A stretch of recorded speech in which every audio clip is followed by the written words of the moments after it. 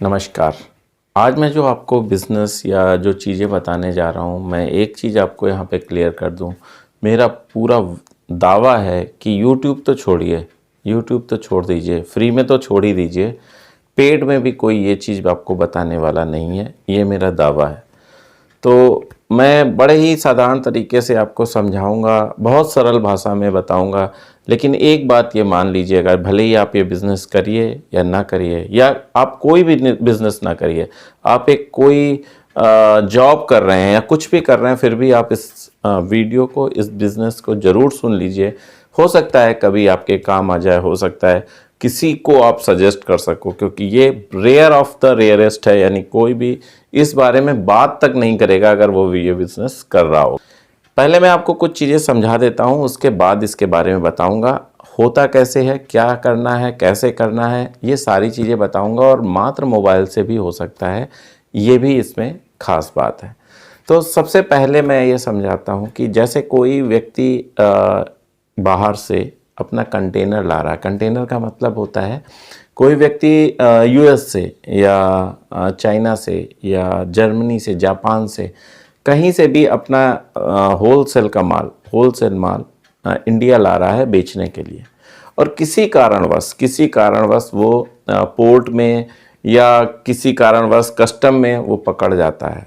अगर कुछ कागज़ की कमी हो गई, कुछ किसी तरीके की कुछ इलीगल चीज़ उसमें हुई, या जैसे भी हुई, अगर वो पोर्ट में पकड़ा जाता है और उस पर कानूनी कार्रवाई होती है, तो कुछ समय बाद, 1-1.5 साल बाद, जब कानूनी कार्रवाई पूरी हो जाती है और वो बंदा उस माल को लेने से मना करता है, या उस पर कुछ ऐसा आरोप लग जाता है कि उसको किसी भी तरह से उस माल को नहीं दिया जा सकता है, तो ऐसी स्थिति में क्या होता है कि कस्टम उस चीज़ों का नीलामी करती है। जो भी, जैसे मान लीजिए उस बहुत महंगे कैमरे हैं, या उसमें बहुत कॉस्टली आईफोन्स हैं, सोने के बिस्किट भी हो सकते हैं दुबई से अगर कुछ चीज़ आ रही है, या बहुत कॉस्टली इलेक्ट्रॉनिक सामान, मतलब XYZ सारे सामान इंपोर्टेड होते हैं। तो आपने सुना होगा कई बार कि दिल्ली अगर आप सदर बाज़ार गए या कहीं गए होंगे या कोई वीडियो देख रहे होंगे, तो आपने सुना होगा भाई ये लाट का माल है और ऐसा है वैसा है, भले ही वो झूठ बोल रहे हो, लेकिन लाट का माल क्या होता है, मैं आज आपको इस पर भी बात करूँ। यही होता है लॉट का माल, कि वो लॉट आ रही थी कहीं फॉरेन से, और किसी कारणवश वो पोर्ट में फंस गई या पोर्ट में पकड़ी गई, और फिर उसके बाद कस्टम ने उसकी नीलामी की। तो जब कस्टम कोई चीज़ की नीलामी करता है तो मोस्टली वो फॉरेन प्रोडक्ट होते हैं। तो या यहाँ से कोई प्रोडक्ट जा रहा है फॉरेन में बिकने के लिए, तो अगर फॉरेन में कोई चीज़ बिकने के लिए जा रही, तो ये आप 100% मान लो कि उस प्रोडक्ट में बहुत बहुत बढ़िया क्वालिटी होगी, तभी तो अपने इंडिया की चीज़ वहाँ जा रही बिकने। तो अगर उसमें कोई कमी निकलती है किसी कारणवश, प्रोडक्ट में नहीं, उनके कागज़ में, या उन्होंने कुछ 420 करके कुछ फॉरेन में ले जा रहे हैं और पकड़े जाते हैं, जो भी नीलामी होती है वो कस्टम करता है। अब ये तो बात हो गई पोर्ट की। अगर एयरपोर्ट से, पोर्ट का मतलब हो गया शिप के द्वारा जो आ रहा है या जा रहा है। अब एयरपोर्ट में क्या होता है कि कई लोग चोरी छुपे बहुत सारा कीमती सामान, या जैसे गहने हैं, दुबई से ले आते हैं, सोना दुबई में सस्ता है तो वहाँ से ला रहे होते हैं और पकड़ जाते हैं, या आईफोन बहुत सारे लेके आ रहे होते हैं और पकड़ जाते हैं, या गोल्ड, या कई सारी चीज़ें हैं, जैसे कैमरास और जो भी कॉस्टली चीज़ें हैं जो बाहर सस्ती मिलती हैं और अपने यहाँ जो नहीं प्रोडक्ट चलते हैं वो लोग ला के यहाँ बेचने की कोशिश करते हैं, और अगर रास्ते में पकड़े जाते हैं तो उनको भी कस्टम नीलाम करता है। ये सारी चीज़ें जब कस्टम नीलाम करता है तो बहुत सारे ऐसे लोग हैं जो दिल्ली के हैं, कलकत्ता के हैं, मुंबई के हैं, जो इसी काम में लगे हैं कि वो इन चीज़ों को खरीदते हैं। जैसे शूज़ हो गया, एडिडास हो गया, बहुत सारे फॉरेन कंट्रीज़ के शूज़ हैं जो अगर आ रहे हैं या जा रहे हैं और किसी कारणवश पकड़े जाते हैं तो उनकी नीलामी भी कस्टम करता है। तो अब ऐसी स्थिति में जब कस्टम ने बहुत सारी चीज़ें पकड़ लेता है, मोस्टली मतलब ये समझिए रेगुलर बेसिस का काम है, तो कई सारी चीज़ें जाती हैं, फिर कई सारी चीज़ें पकड़ी जाती हैं, तो कस्टम जो है कई सारी चीज़ों का नीलामी करता है। अब जब वो नीलामी करता है तो क्या होता है कि उसमें बस कुछ चुनिंदा लोग हैं जो उसमें बोली लगाते हैं, और उन चीज़ों को, जैसे मान लीजिए 100 आईफोन आ रहे थे और 100 आईफोन पकड़ गए, 100 आईफोन की नीलामी कस्टम कर रहा है, तो कुछ ही लोग आते हैं, और जब कुछ लोग आते हैं तो अगर वो 1 लाख का प्रोडक्ट है, 1 लाख का अगर आईफोन है, तो वो 10, 15, 20 हज़ार में मिल जाता है। तो आप सोचो, और ब्रांड न्यू होता है, उसमें किसी भी तरह से कोई भी यूज़ नहीं होता है, वो एकदम ब्रांड न्यू प्रोडक्ट होता है और पूरा का पूरा फॉरेन में मैन्युफैक्चर किया गया होता है, ऐसा प्रोडक्ट होता है। तो अब आप सोचो कि आपको कभी इसके पहले मुझे कमेंट जरूर करना कि क्या पता था आपको कि ऐसे नीलामी होती है और कैसे बिकता है। अभी तो मैं आपको कैसे बिकता है ये भी बताऊंगा, अभी तो मैंने आपको नीलामी कैसे होती है ये वाली बातें क्लियर की। तो जब वो वहाँ से आ रहा है और आप पकड़ गया और फिर कस्टम उसकी नीलामी करता है। अब नीलामी कैसे होती है? क्या खुले बाजार में नीलामी होती है? क्या ऐसे लगा दिया जाता है और नीलामी होती? नहीं। उसको नीलामी करने के लिए MSTC एक वेबसाइट है जिसके थ्रू कस्टम अपने सारे प्रोडक्ट्स की नीलामी करता है। बहुत ध्यान सुनो, बहुत इंपॉर्टेंट वीडियो है सर।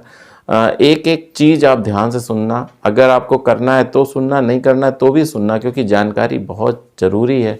अगर इतनी यूज़फुल चीज़ें आपको पता होंगी तो हो सकता है किसी व्यक्ति को जिसकी इसकी ज़रूरत हो आप अपने मुंह से बता दो। ऐसा भी बताने की ज़रूरत नहीं है कि मैंने बताया, आप अपने मुंह से बताओ तो भी उसका फ़ायदा होगा। बस मेरा उद्देश्य है कि अब मेरे किसी भारतीय का फ़ायदा हो, एनफ है मेरे लिए। तो जब नीलामी अब होती है तो किसके थ्रू होती है? कौन सी वेबसाइट मैंने बताई? MSTC।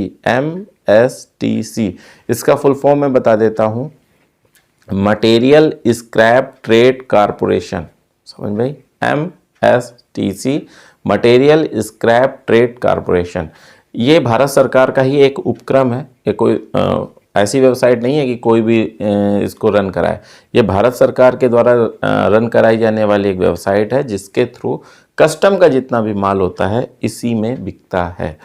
अब जब कस्टम का माल बिकता है तो आप कैसे इसमें एंट्री कर सकते हो, कैसे आप इसकी बोली में भाग ले सकते हो? तो इसके लिए एक साधारण सा एक रजिस्ट्रेशन है जो 8-10 सिटीज़ हैं जिसमें ये होता है, या ऑनलाइन भी आप कर सकते हो, जिसका रजिस्ट्रेशन शुल्क 10,000 रुपये है और प्लस GST 18% है, यानी 11,800 रुपये लगभग है।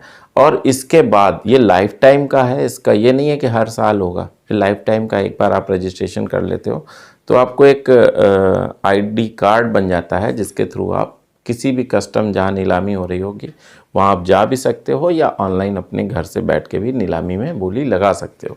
अब कैसे पता चलेगा कि आपको कि कौन सी चीज़ें नीलाम हो रही हैं? तो जब आप MSTC की वेबसाइट में अंदर विज़िट करोगे, मैं लिंक दे दूंगा नीचे, तो जब आप अंदर विज़िट करोगे तो आपको हर जगह सिटी वाइज या जिस पोर्ट में या जिस एयरपोर्ट में ये चीज़ें नीलाम हो रही होंगी उस एयरपोर्ट का पता होगा। जब आप उसमें क्लिक करोगे तो पूरी सूची होगी, साथ में फ़ोटो भी हो सकती है या नहीं भी हो सकती है। तो उसमें पूरी सूची होगी कि क्या क्या चीज़ें लॉट वाइज नीलाम हो। जैसे iPhone 100 हो गए मान लिया, तो 100 iPhone होंगे तो उसका iPhone मॉडल नंबर वगैरह वगैरह लिखा होगा और क्वांटिटी लिखी होगी 100।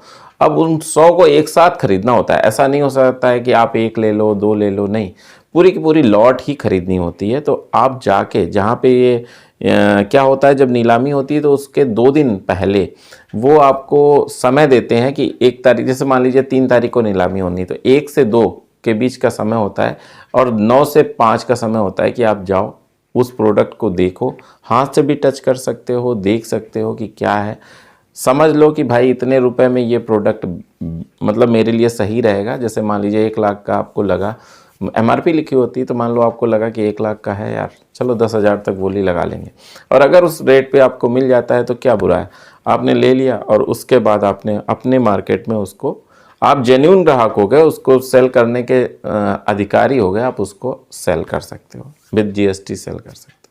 तो इस तरीके से आपने मान लो गोल्ड खरीद लिया या कुछ इंपोर्टेड कपड़े खरीद लिए या लैपटॉप, iPhone, कैमरास, इतनी सारी चीज़ें रहती हैं जो पोर्ट में मतलब इधर से उधर कंट्री की सीमाओं को इधर उधर होने में कोई भी गड़बड़ी पाई जाती है तो कस्टम उसको नीलाम करता है।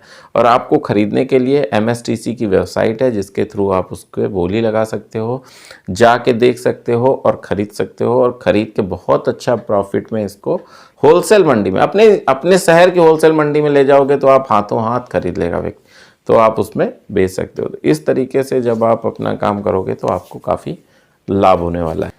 तो मुझे ये लगता है कि आपने ये जो चीज़ें समझी हैं, अगर आपको कोई चीज़ नहीं समझ में आ रही है या कुछ ऐसा लगता है कि नहीं सर ये वाली बात मुझे सही समझ में आई, या ये चीज़ हिस्सा नहीं समझ में आया, या कैसे क्या होगा रजिस्ट्रेशन के लिए, फिर मैं बता दूं जीएसटी नंबर ज़रूरी है, जीएसटी नंबर चाहिए, और आधार कार्ड, पैन कार्ड, ये सब चीज़ें चाहिए, और आप अप्लाई कर सकते हो। मैंने लिंक दे दिया है, उस वेबसाइट में जाके बाकी सारी डिटेल पढ़ सकते हो। अगर आप कहोगे तो आगे भी मैं इस पे और भी वीडियो बना दूंगा अगर आप कमेंट्स करोगे। लेकिन मैं एक चीज़ जानता हूँ कि अगर आप इसके थ्रू काम करोगे, अगर आप इसके थ्रू समझोगे, चीज़ों को जानोगे, तो ज़रूर अच्छा प्रॉफिट कमा पाओगे। और 10,000 रुपये बहुत ज़्यादा नहीं होता है कोई भी रकम। इसके बाद ये एक रजिस्ट्रेशन प्रक्रिया है, इसके बाद आप जो भी बोली लगाओगे वो आप खरीद सकते हो। साथ में एक चीज़ मैं बता दूं कि इसमें एक स्वस्थ डिबेट होती है, स्वस्थ बोली होती है, तो जो इसको विन करता है उसी को मिलता है। ऐसा जैसे मान लीजिए लॉट है 100 की, तो जो बोली लगा के इसको बाई करेगा उसी को मिलेगा, एक आदमी को मिलेगा।